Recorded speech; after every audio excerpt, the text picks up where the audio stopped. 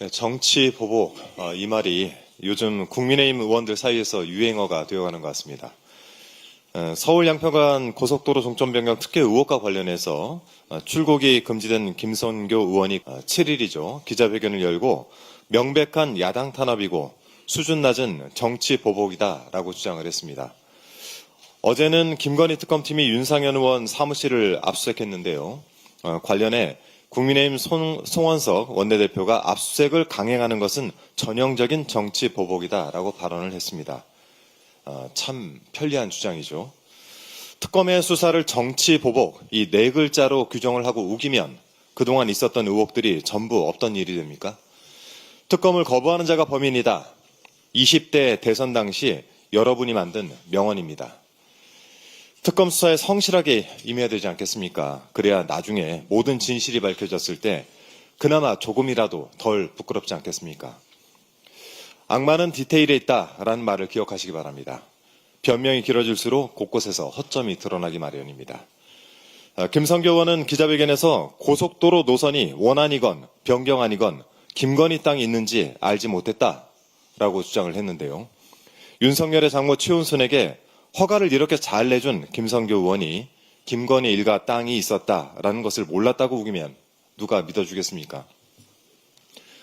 변경된 종점안은 김선교 당시 군수가 무리해서 만든 남양평 IC로 연결이 됩니다. 그리고 그 IC를 지나면 김건희 일가가 사업을 벌이고 또 김선교의 양평군이 허가를 내준 공흥지구로 연결이 됩니다. 그런 큰 그림의 설계도는 김선교 양평군수 재임 기간이었던 2018년 작성된 2030 양평군 기본계획에 이미 제시되어 있었습니다. 돌고 돌아 김건희고 또 돌고 돌아 김선교인데 이래도 모른다고 할 수 있겠습니까? 저는 이 문제를 오랜 기간 파헤쳤던 입장에서 솔직히 이 특검이 원희룡 전 장관에 의해서 김선교 의원을 출국 금지시켰을 때 특검이 맥을 제대로 짚었구나라고 생각을 했습니다. 자, 아울러 압수수색을 당한 윤상현 의원은 어제 입장문을 내서 이렇게 말했습니다. 대선 이후 다시 압수수색까지 하는 것에 대한 의도와 이유를 잘 모르겠다. 이 상황에서 대선을 언급하는 윤상현 의원의 의도와 이유를 저도 잘 모르겠습니다. 2022년 대선에서 낙선한 이재명 당시 대통령 후보도 같은 심정이었을 텐데 이제 역지사지가 좀 되십니까? 하지만 윤상현 의원의 상황은 낙선한 사람에게 공직선거법 위반 혐의를 뒤집어 씌우기 위해 먼지털이식 수사를 받아야 했던 이재명 대통령의 그 억울한 처지와는 근본적으로 다르다라는 점을 명확히 해둡니다. 국민의힘에서 정치 보복이라고 하소연을 해대니까 이 괘씸함을 느낀 국민께서 기어이 옛일을 끄집어내셨습니다. 기억을 하실지 모르겠는데요. 지난 2023년 국민의힘 의원 67명이 불체포 특권을 포기하겠다라면서 이 서약서에 서명한 일이 다시 화제가 되고 있습니다. 그 명단에 김선교 의원 이름도 선명하게 남아 있습니다. 대한민국 헌전사에 불행한 일이 더 발생하지 않길 바랍니다만 이 어떤 상황이 오더라도 국민께 드린 이 약속은 잊지 마시기 바랍니다. 자, 밀라노에 출장을 간 오세훈 서울시장에 대한 이야기 저도 짧게 한마디 덧붙이겠습니다. 밀라노에서 K뷰티 그리고 K패션의 매력을 전파하고 있다더니 느닷없이 현지 기자 간담회를 통해서 국민주권 정부의 부동산 정책을 비판하고 나섰습니다.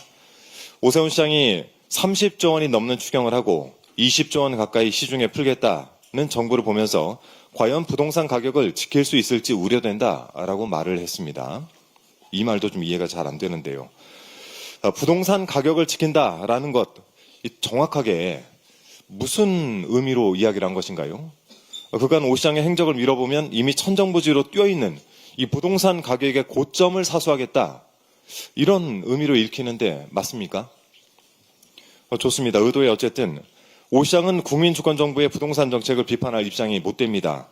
앞서 전현희 최고위원께서도 말씀하셨지만 토지거래 허가 구역을 무작정 해제해버려서 이 서울 집값이 폭등하는 소위 황소시장, 이 불장의 도화선을 당긴 장본인 아니겠습니까?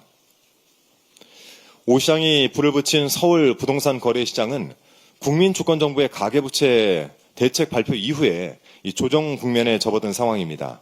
비판을 하려거든 현실을 정확히 알고 하셔야 될 것 같습니다.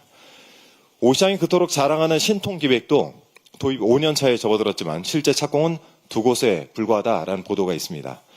서울시장으로서 관내 부동산 상황에 대해서는 국민 앞에 겸허히 반성하는 모습이라도 연출을 해보시기 바랍니다. 어제 서울은 큰 고충을 겪었습니다. 118년 만에 기록적인 폭염에 이어서 폭우가 쏟아져 곳곳이 침수가 되었습니다. 오세훈 시장께서는 밀라노 여행 그만하시고 이제 그만 귀국하시길 바랍니다.